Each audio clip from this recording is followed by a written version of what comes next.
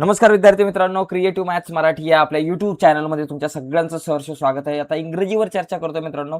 पुढचा पेपर आपला इंग्रजीचा आहे, पॅट परीक्षेचा. तर या इंग्रजी पेपरच्या अनुषंगाने 22 तारखेला जो पेपर आहे त्या अनुषंगाने आपण चर्चा करणार आहोत. तर जाऊयात पटकन पुढे. पुढे जाण्याच्या अगोदर एक रिक्वेस्ट मित्रांनो, जर तुम्ही नवीन असाल आपल्या चॅनलवर आणि अजूनपर्यंत आपला चॅनल सबस्क्राईब नसेल केला तर आत्ताच आपला चॅनल सबस्क्राईब करून त्या बाजूला असलेलं बेलचं बटन दाबून टाका. तर बघा मित्रांनो, यामध्ये पहिला जो प्रश्न आहे 10 मार्काचा आहे. तर 10 मार्क तुम्हाला ओरल आहे आणि बाकी तुमचे जे काही मार्क्स आहेत ते तुम्हाला लेखी परीक्षेचे आहेत. ओके, ओरल आणि लेखी परीक्षा दोन्ही मिळून तुम्हाला अशा प्रकारे इथं 60 मार्काचा पेपर असणार आहे. तर बघा, या ठिकाणी आपण ओरलचा जर बघितला तर बघा इथं अशा प्रकारे प्रश्न तुम्हाला असू शकतात ओरलचे, की listen the questions carefully and write the answer. तुम्हाला काही क्वेश्चन सांगतील शिक्षक आणि त्यांची उत्तरे लिहा, किंवा थोडंसं ओरलचं स्वरूप जे आहे ते यावर्षी थोडंसं बदलू शकतं. तोंडी परीक्षेवर आधारित तुम्हाला 10 मार्क असतील. ठीक आहे. याच्यानंतर आपण दुसरा जो रायटिंगचाच क्वेश्चन आपण बघू, रायटिंग स्किलचा.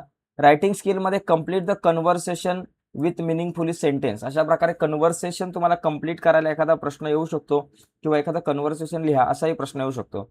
जसं की राज प्रश्न विचारतोय, हाऊ आर यू अमित, आणि त्याच्यानंतर अमित काहीतरी उत्तर देतोय. आता इथं आपण शक्यतो असं म्हणतो आय एम फाईन, पण इथं व्हाय व्हॉट्स रॉंग प्रश्न आहे, याचा अर्थ काहीतरी चुकीचं घडलेला आहे.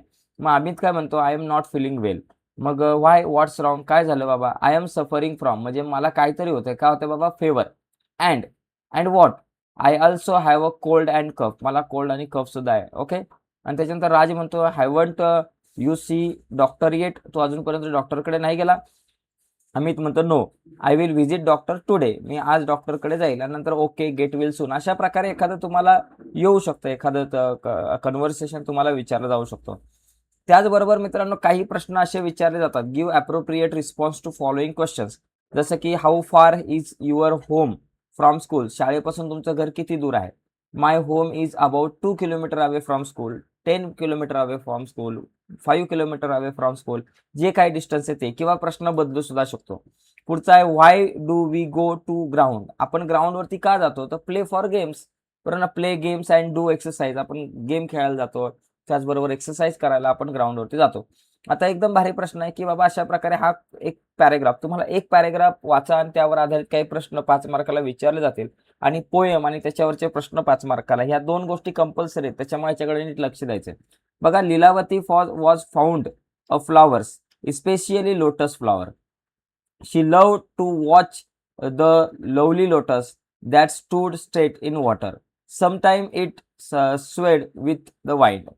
She also liked the peacock with its beautiful tails feathers.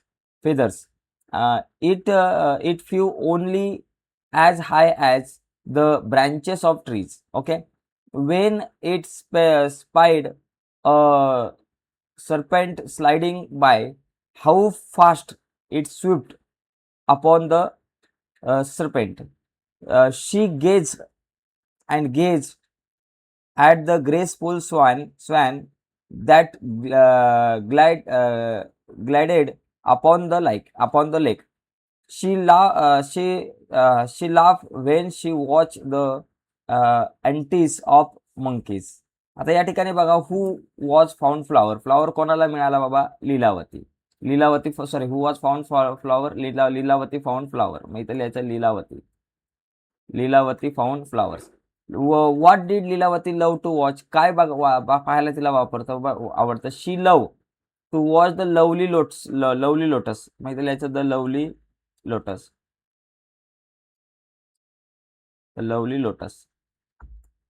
Lotus एवढं लिहिलं तरी चालेल, किंवा दॅट, किंवा हे वाक्य पूर्ण लिहिलं तरी चालू शकतं. पुढे बघा, व्हॉट डीड शी लाईक, तिला काय बाबा आवडायचं बाबा, बघा, like the peacock with its beautiful tails feathers, मग इथे लिहायचं द पिकॉक, असं तुम्ही या ठिकाणी लिहू शकता. द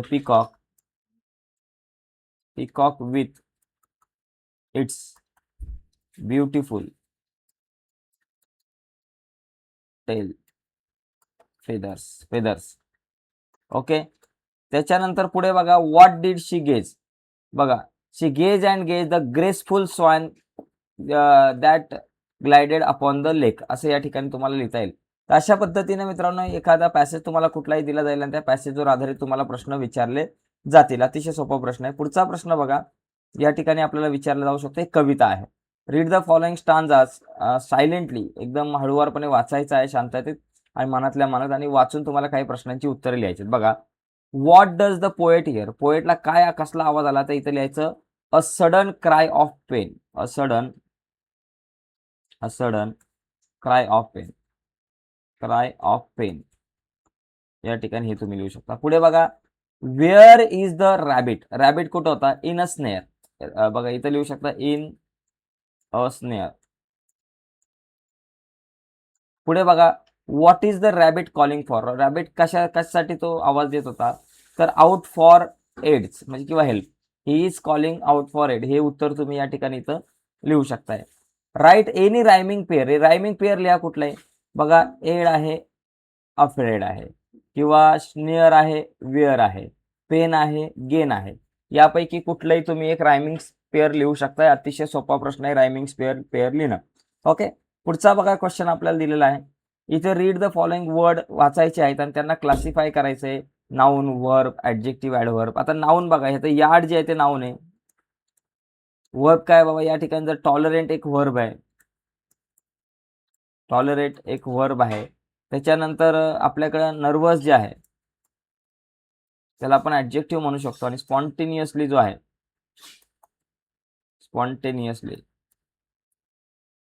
त्याला आपण ऍडव्हर्ब म्हणू शकतो. ठीक आहे, असा फक्त एक टेबल पूर्ण करायचा आहे. Read the following table and make 3 meaningful sentence. बघा, राज रीड्स स्टोरी, असं तुम्ही म्हणू शकता, राज रीड्स स्टोरी. ठीक आहे, त्या किंवा Sanika read story, they read story, किंवा वी रीड स्टोरी, किंवा असं Raj writes essay, Sanika writes essay, they write essay, we write essay, असं सुद्धा होऊ शकतो. ओके, तर अशी बरीचशी वाक्य तुम्ही तयार करू शकता.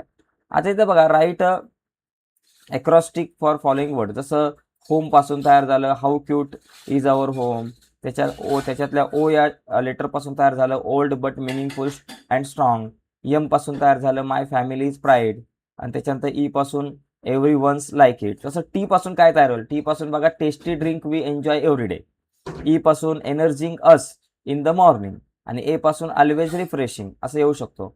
हे लय सोपं आहे.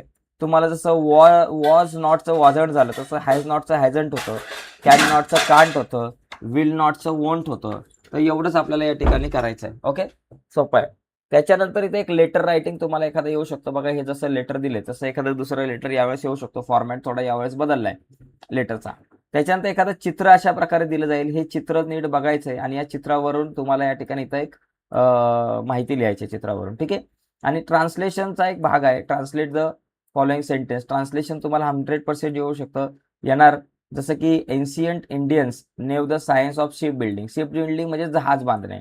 एशियंट इंडियन म्हणजे प्राचीन भारतीय, म्हणजे प्राचीन भारतीय लोकांना जहाज बांधणीचे विज्ञान माहिती होते, किंवा जहाज बांधणीचे ज्ञान होते. त्याचबरोबर you need to good knowledge, आपल्याला चांगलं ज्ञान असायला हवं, कसलं, ऑफ डायरेक्शन, दिशांचं, टू ट्रॅव्हल अक्रॉस सी, म्हणजे समुद्र ओलांडून प्रवास करण्यासाठी दिशांचे चांगले ज्ञान असणे आवश्यक आहे. तर अशा पद्धतीने मित्रांनो आपण ही प्रश्नपत्रिका बघितलेली आहे. अजून एक आपण मागच्या वर्षीची ही प्रश्नपत्रिका खूप जुनी आहे, 2017-18. तर आपण लेटेस्ट म्हणजे मागच्या वर्षीची प्रश्नपत्रिका आणि यावर्षी कुठले प्रश्न येऊ शकतात त्यासाठी आपण आणखी एक प्रश्नपत्रिका बघणार आहोत 1-2 दिवसामध्ये. तर ती प्रश्नपत्रिका तुमच्यापर्यंत पोहोचावी असं वाटत असेल आणि तुम्ही अजूनपर्यंत आपला चॅनल सबस्क्राईब नसेल केला मित्रांनो, तर आत्ताच आपला चॅनल सबस्क्राईब करा आणि त्या बाजूला असलेलं बेलचं बटन दाबा, जेणेकरून आम्ही अपलोड केलेल्या पुढच्या प्रत्येक व्हिडिओची नोटिफिकेशन तुमच्यापर्यंत पोहोचेल. बाय मित्रांनो, धन्यवाद सर्वांना.